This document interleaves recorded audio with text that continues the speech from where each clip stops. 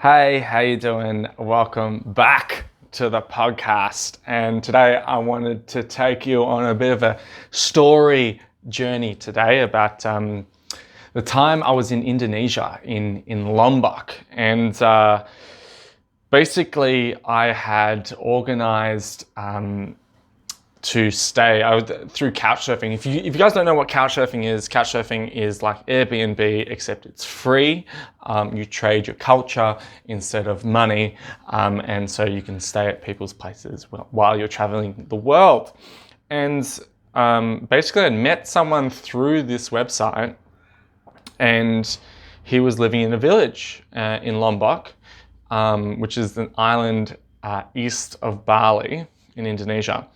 And this village, so I got dropped off there, and this village is so small that it's not even on the map, on Google Maps. It's not even on Google Maps. The roads, you can't even see the roads on Google Maps. It doesn't exist.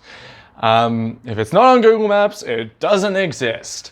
But yeah, like I went to this place and it was quite a bit of a shock. It's probably the kind of most humble place I've ever stayed, and I met this young chap named Usman. He and his two sons, and I think they were about 3 and 5 at the time, and his place was pretty poor, to say the least, and to the point where there were no doors in his house. He had a structure.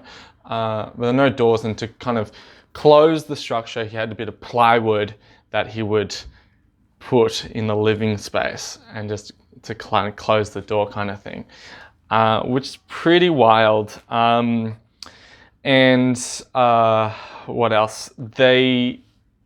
Usman was pretty depressed. He didn't have any work. He said, I was like, what are your hobbies? And he's like, oh, I like to work. And I'm like, oh yeah, what do you like to do when you're not working? And he's like, oh no, I like to work. I'm like, okay.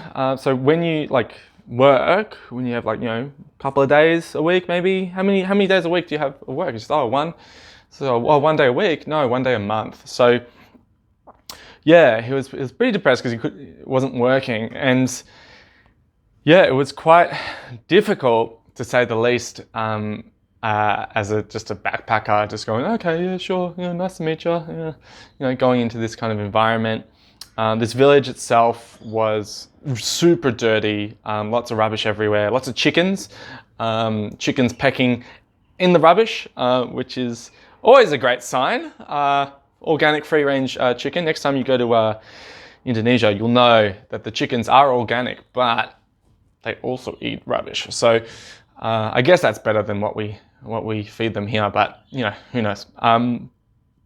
Anyway, he introduces me to these two other guys, Ojik and Oki. And Ojik is the local tour guide of the island, and of this local of the village, and he tours the island. And so we agree that the next day we're going to go on like a tour. And so basically I was hanging out with really Ojik and Oki instead of Usman. Usman was quite depressed, didn't really want to go anywhere.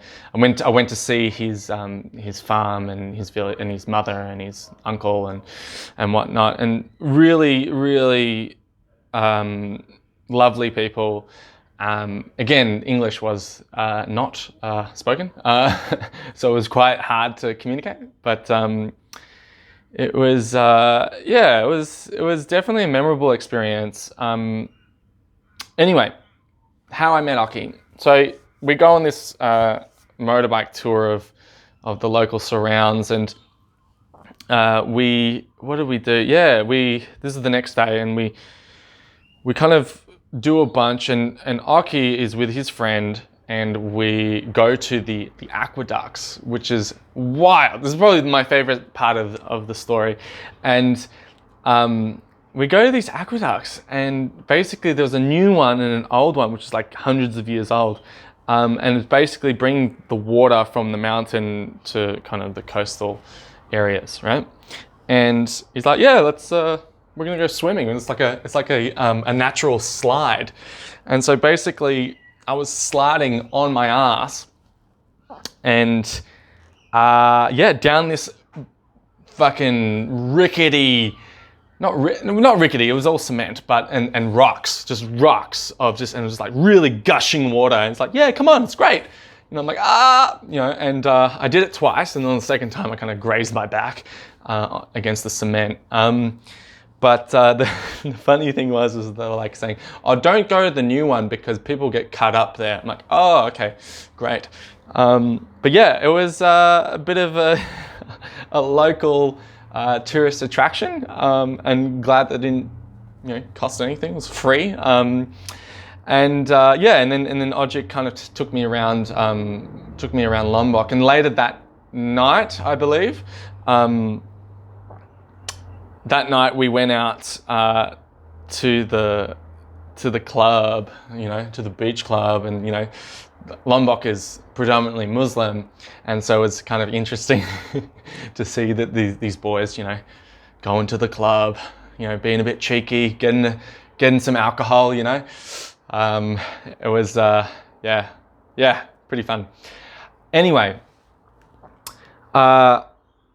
in the afternoon, I couldn't spend another night at this other guy's place. I felt really like I feel like I hit my limit in terms of how poor I could, as bad as that sounds, how I could kind of live in, like damp mattress, this thick. The kids, like I woke up in the morning and there was a kid that was kind of interested, but he had cataracts in one eye. It was very depressing. And I was like, seeing the reality of what people in poverty, how they live. It's pretty intense. And so I couldn't do another night. So I went to Aki and Ojik's place, and where they park their bikes in the actual house so not to get stolen. And the mum was so proud that she had a door, on the house. And she's like, oh, look at how beautiful door. It's amazing. And I'm like, oh my God. They're so thankful for the smallest of things. And then we there was a little kind of outdoor kind of veranda bit, courtyard patio, which had tiles, and they were super proud of that. And we just sang songs, Bob Marley songs, pretty much all afternoon, which was kind of fun, memorable. And Aki, after leaving, Aki would just call me, be like, hey, how you doing? What's up? Oh, I'm fine, just really basic conversations. Sometimes at the really awkward moments as well. I'm like, I can't answer. But it was really nice just to kind of hear from him. He was very interested. It was just like, what's going on? He ended up, going to Bali and, working there in a bar, I believe. And just kind of the positive outlook of this guy.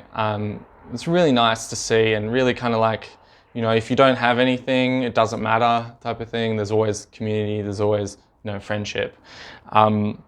Which brings me to my point. 9 minutes in. He sends me a video yesterday, and this video is his first attempt at a music video clip. And it is amazing. It is really good. So Aki, if you're listening, man, keep at it. It is so good. This is your first time, and going into the studio and making it happen. I can only imagine how resourceful you are at kind of getting it together. And this is what I really like about your community, is that your community really helped you kind of get it together. You're working with friends.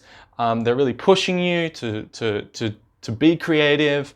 and to make it work. We don't have that attitude here as we do in Australia of like, why do you want to do that? What for? Blah, blah, blah. It's like, no, we can do it. Let's do it. And that, I can't tell you how motivating that is. And to see you really excelling and making this love song is amazing. So congratulations. For those of you who don't know what I'm talking about, please check out the link in the description. It's really, really good. I don't understand any of what it says, but just the way it's been mixed, the production values on it is really good. There is a little bit of auto-tune that, you know, if you know what to look out for with auto-tune, you can kind of spot it. And, you know, there are some kind of awkward shots in the music video. But again, man, for a first time, it's fantastic. And I can only say, keep at it.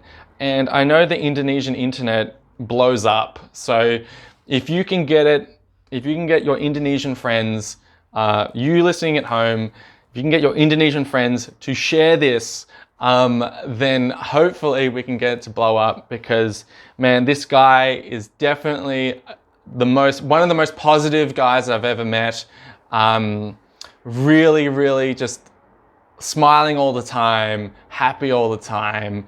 Doesn't matter how little he has, he's willing to share his time and his energy with you.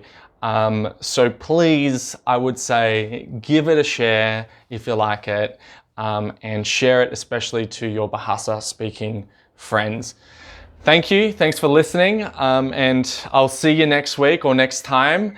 And yeah, let me know if you want any more travel stories. I got a bunch. I got so many. Yeah, cool. Cheers. Peace.